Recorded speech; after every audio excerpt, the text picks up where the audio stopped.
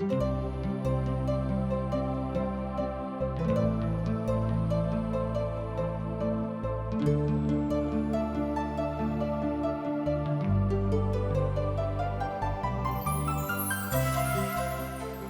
बाजै छथिन, संपूर्ण मन से परमेश्वर पर अहाँ भरोसा रखियो आ अपन समझ के सहारा नहीं लियो आ हुनके स्मरण क के सब काज के करियो, तहने वह अहाँ के लेल सीधा मार्ग देखेथिन।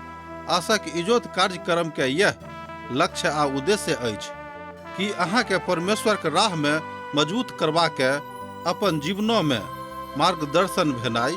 कृपया क के देखू आ सुनू, जाय सो परमेश्वरक अहाँ के जीवन जिंदगी के ज्योति ठहरे। एक बेर और हम अहाँ के अभिनंदन प्रभु यीशु मसीह के मीठ आ पवित्र नाम से कह रहल छी। तहन हमर भाई बहिन, हम विश्वास करे छी कि अहाँ सब खूब नीके सुखे होएब आ अपन अपन काज में खूब मस्त होएब। आजुक दिन हमरा सब 15 अध्याय में पहुंच गेल छी, जेना हम आरंभे में बाज चुकलहुं हैं। ई 15 अध्याय ऊपरका कोठली के एकटा हिस्सा थिक, मुदा एना तऽ एहि काल में प्रभु यीशु किछु कहबा के विषय में नहीं कहलखिन। एहि बातक हमरा लोकनि 14 अध्याय में अध्ययन कऽ चुकल छी, मुदा हम बाजि सकलहुं हैं कि 15 अध्याय 14वें अध्याय के बचल हिस्सा अछि।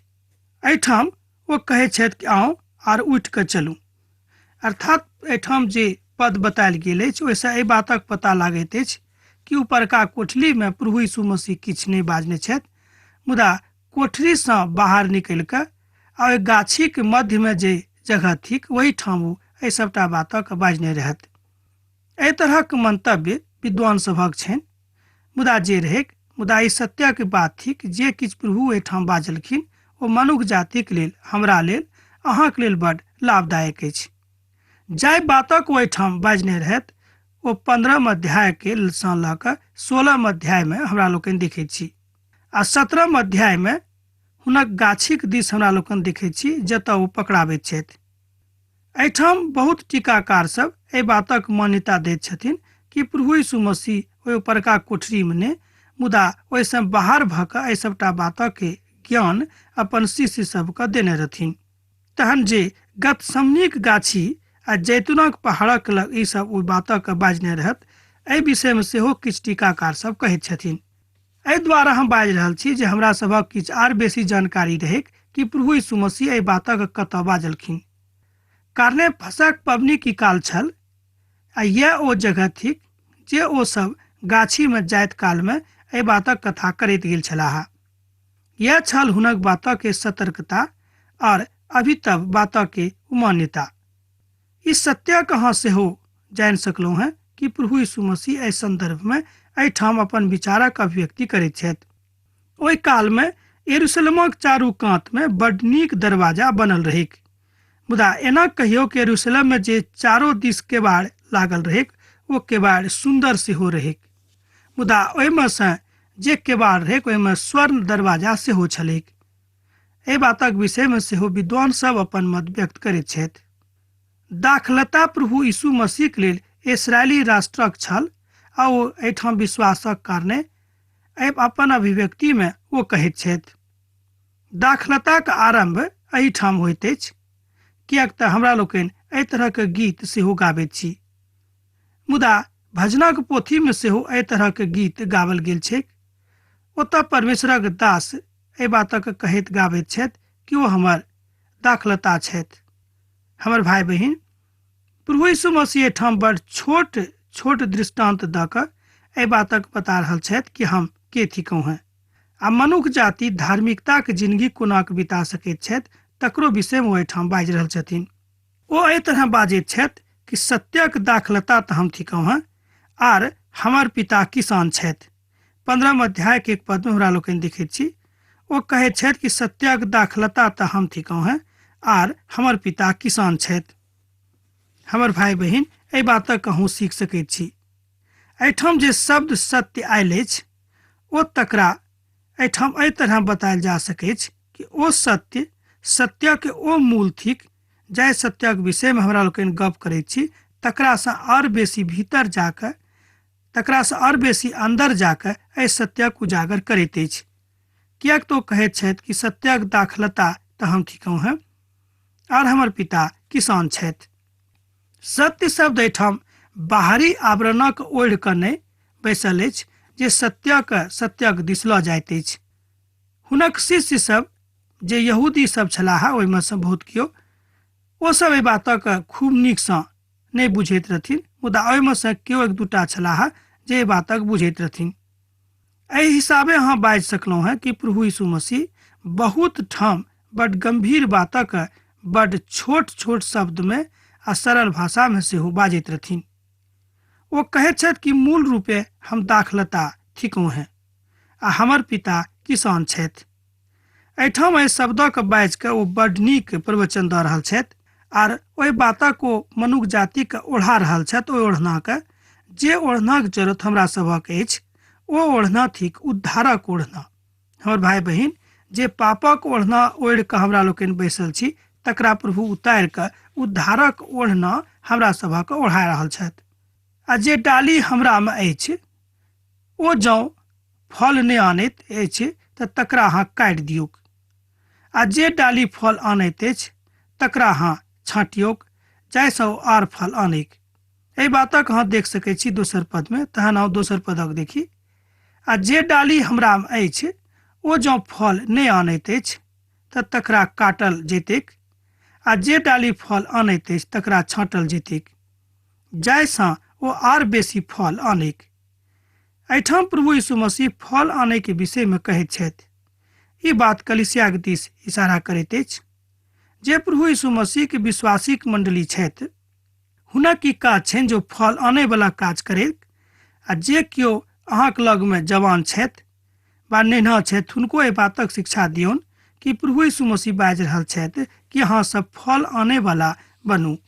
जब अहाँ सब फल आने वाला नहीं बनलहुँ हैं तऽ अहाँ छाँटल जायब, भऽ सकै अछि कि बाद में अहाँ फेकल सेहो जायब। किएक तऽ एहि बातक हमरा लोकनि पवित्र पोथी में सेहो देखैत छी। प्रभु एहिठाम ओहि कथाक दिस इशारा करैत छथि कि जे गाछ फल नहि दैत अछि तकरा काटि कऽ अहाँ हटा दियौक। गाछक दिस ओ इशारा एहिठाम करैत छथिन।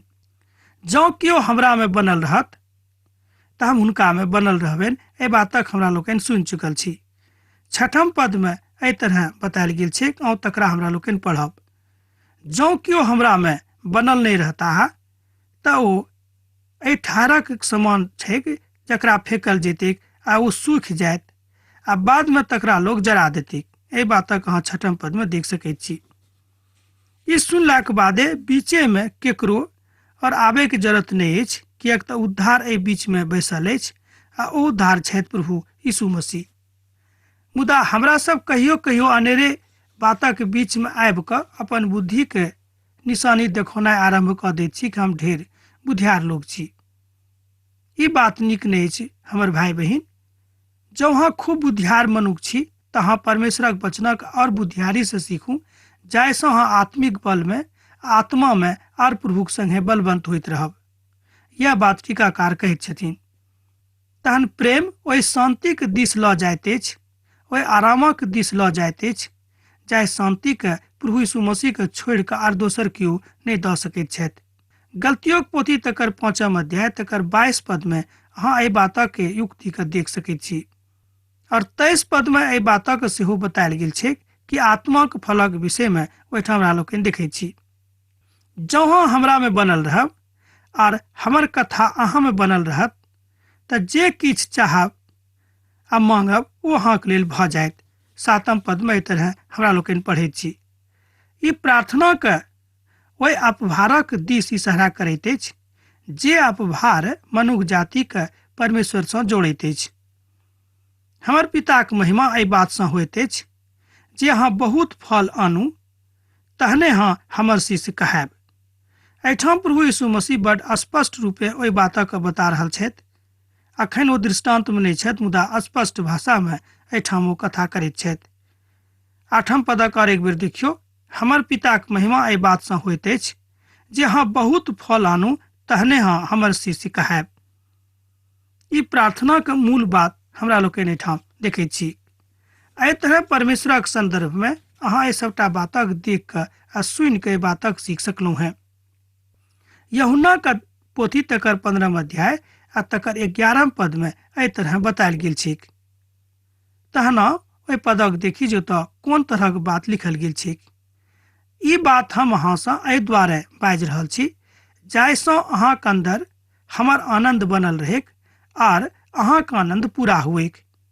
हमर भाई बहिन, प्रभु यीशु मसीह चाहैत छथि कि अहाँक आनंद पूरा हुएक, अहाँक मनोरथ जे अहाँक अछि से पूर्ण हुएक। एहि बातक इच्छा प्रभुक छनि, मुदा तकरा लेल किछु ने किछु तऽ दाम चुकाइए पड़त।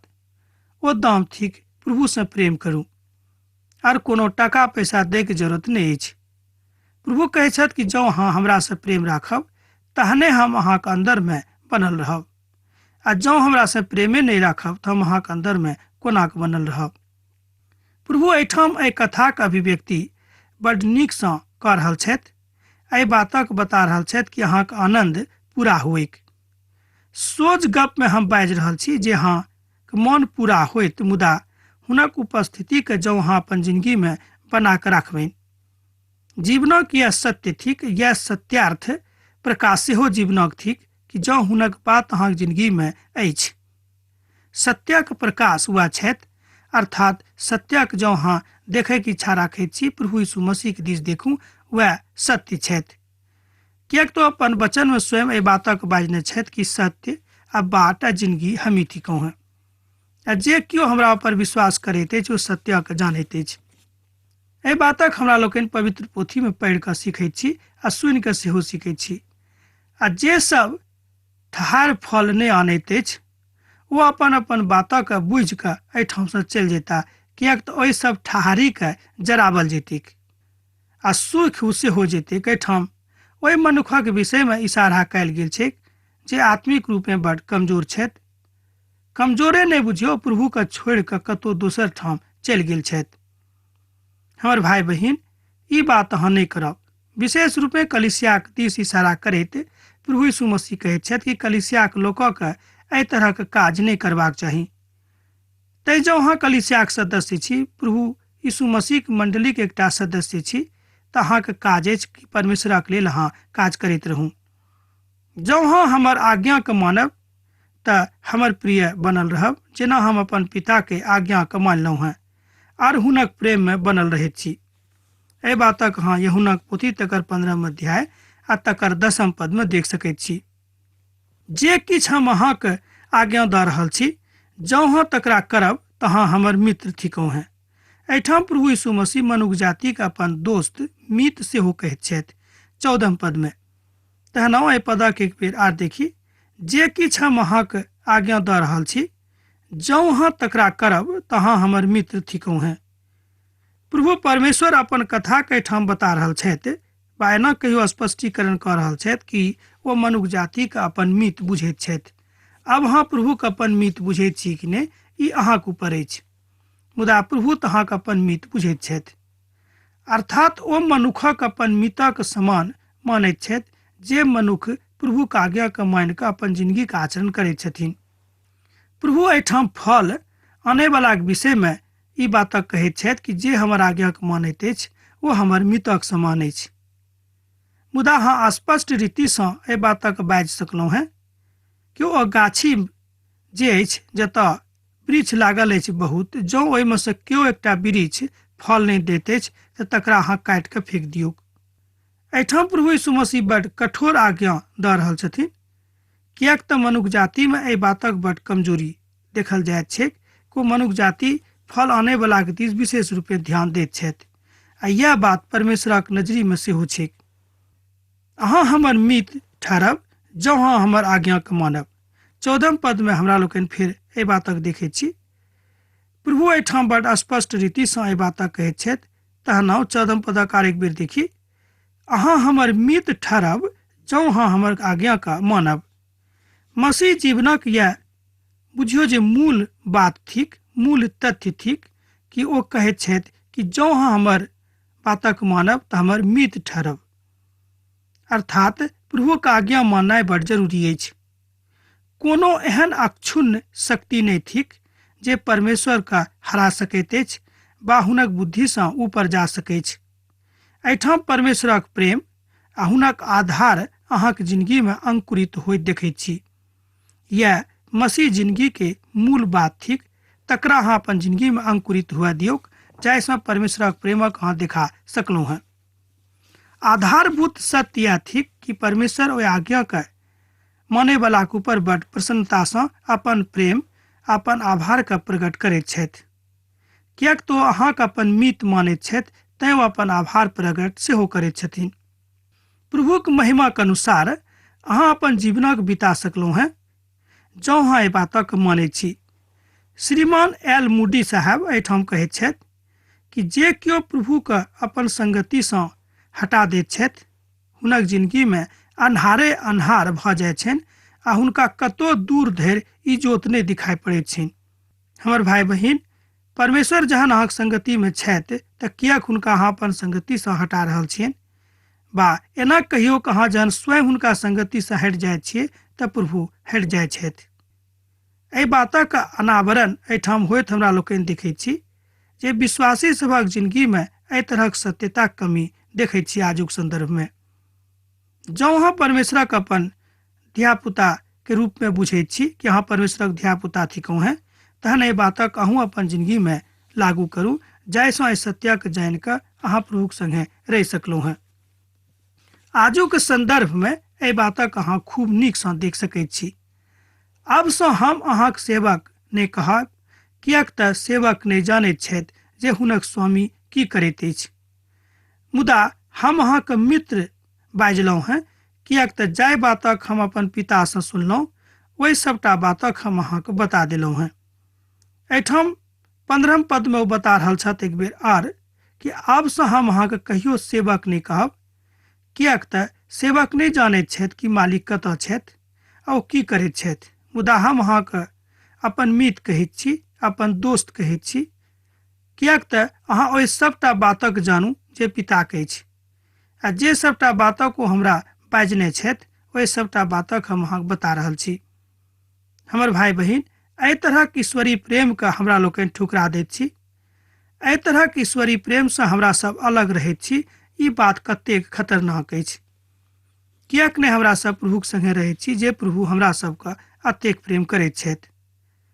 अहाँ तऽ हमर नहि चुनलहुँ हैं, मुदा हम अहाँके चुनलहुँ हैं, जाहिसँ अहाँ फलवंत भऽ जायब और पिताक संगे रहब।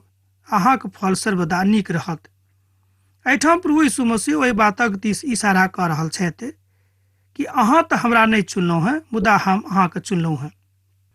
एहिठाम एक बेर आर हमरा सब परमेश्वरक ओहि प्रेमक देखैत छी जाहि प्रेमक जरूरत मनुष्य जातिक छनि।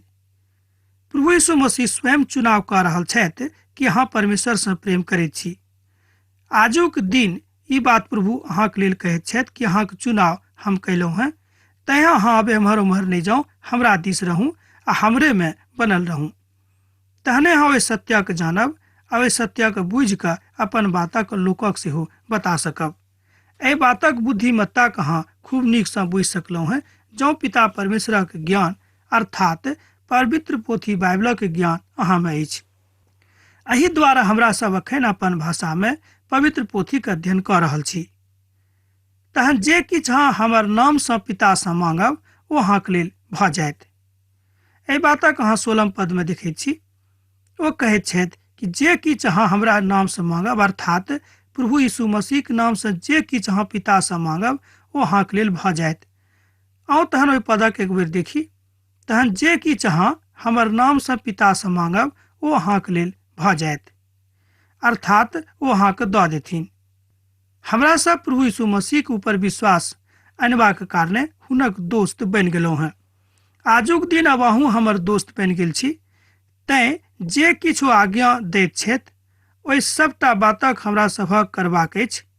प्रभु अहाँके कहैत छथि जे हम अहाँके चुनलहुँ हैं, हम अहाँके नहि चुनैत छी, अर्थात हमरा लोकनि प्रभुके नहि चुनलहुँ हैं, प्रभु हमरा सबके चुनने छथि। एहि बातक सोझ गप में हमरा लोकनि एना बुझि सकैत छी। जँ अहाँ संसारसँ बैर करैत छी तऽ अहाँ एहि बातक विशालताके देखैत छी जे संसार हमरासँ अहाँसँ पहिनहिए बैर कयने छलाह। जँ अहाँ संसारक थिकहुँ हैं तऽ एहि बातक अहाँ नहीं जान सकलहुँ हैं, किएक तऽ संसार हमर प्रेमक नहीं जानैत अछि। हमर भाई बहिन, प्रभु यीशु मसीह ठाम बड़ स्पष्ट भाषा में एहि बातक अभिव्यक्ति करैत छथि। जँ अहाँ संसारसँ बैर करैत छी तऽ अहाँ एहि बातक विशालताके नहि बिसरायब जे संसार अहाँसँ प्रेम नहि राखैत छथि। किएक तऽ जे संसारसँ प्रेम राखैत अछि ओ हमर प्रेमक नहि बुझि सकैत छथि। एहि बातक अभिव्यक्ति वा स्पष्टीकरण एहि तरह पवित्र पोथी बाइबिल में भऽ रहल अछि। पद 19 में एहि तरह हमरा लोकनि देख सकैत छी कि प्रभु यीशु मसीह स्पष्ट रूपे एहि बातक बता रहल छथि। जँ अहाँ संसारक रहितहुँ तऽ संसार अहाँसँ प्रेम करैत जेना ओ अपनासँ प्रेम करैत अछि। मुदा अहाँ संसारक नहि थिकहुँ हैं, मुदा हम अहाँक संसारसँ चुनि लेलहुँ हैं, तैँ संसार अहाँसँ बैर करैत अछि। एहिठाम प्रभु यीशु मसीह अपन लोकक शिक्षा दऽ रहल छथि। किएक तऽ हम अहाँके चुनि लेलहुँ हैं, तैँ संसार अब अहाँसँ बैर करनाइ आरम्भ कऽ देने अछि। किएक तऽ अब अहाँ संसारके नहि थिकहुँ, तैँ ओ अहाँसँ बैर करनाइ आरम्भ कऽ देने अछि। सोच गप में एना बुझियौ कि संसार अहाँक दुश्मन बनि गेल अछि। हमर भाई बहिन, जँ संसार अहाँक दुश्मन बनि गेल अछि तऽ कोनो बात नहि, किएक तऽ परमेश्वर अहाँसँ प्रेम करैत छथि। अब अहाँ परमेश्वरक पूत थिकहुँ हैं, अर्थात प्रभु यीशु मसीहक संगति के कारणे अहाँ अब प्रभु यीशु मसीह के पूत वा पुत्री बनि गेलहुँ हैं। आदमी के जिंदगी के लेल ई कतेक पैघ संदर्भ अछि, कतेक नीक बात अछि। एहि बातक अहाँ बुझि सकैत छी। जे मसीही मनुष्य छथि हुनका लेल ई बड्ड पैघ काज छनि कि एहि प्रेमक अहाँ दोसरो के बता दियौ कि प्रभु यीशु मसीह अहाँके अपन धियापुता बनाबैके इच्छा राखैत छथि। जँ अहाँके मोन अछि तऽ हुनक धियापुता अहूँ बनि सकलहुँ हैं। एहिमे कोनो जोर जबरदस्ती नहि अछि, किएक तऽ प्रभु प्रेम छथि आ प्रेमेके कारण ओहि संसारमे आबि गेल छलाह आ अहींके कारणे सूली पर चढ़ि कऽ अपन प्राण सेहो दऽ देलनि। तैँ प्रभु प्रेम छथि। एहि बातक हमरा लोकनि एहिठाम देखैत छी। एहि संदर्भमे प्रभुक महिमा भऽ रहल अछि। अब तऽ आजुक अध्ययन हमरा एही ठाम समाप्त करबाक आज्ञा दिअ, किएक तऽ अहाँसँ विदा होइके बेरा भऽ रहल अछि। प्रभु यीशु मसीहके नेह अहाँक जिंदगीमे सैद घड़ी बनल रहेक। आमीन। हमरा विश्वास अछि कि ई कार्यक्रम अहाँके लेल लाभदायक सिद्ध भेल अछि। हम चाहै छी कि अहाँ अपन आशीषके हमरा संग साझा करू। जँ अहाँके नजीक बाइबलसँ जीवनसँ संबंधित कोनो प्रकारके प्रश्न भऽ सकैत अछि तऽ अपन समस्याके लेल प्रार्थना करबाके लेल जँ चाहै छी तऽ हमरा फोन पर जरूर संपर्क कऽ सकैत छी। परमेश्वर अहाँ सबके एकटा सुखद आनंदित दिन प्रदान करैक।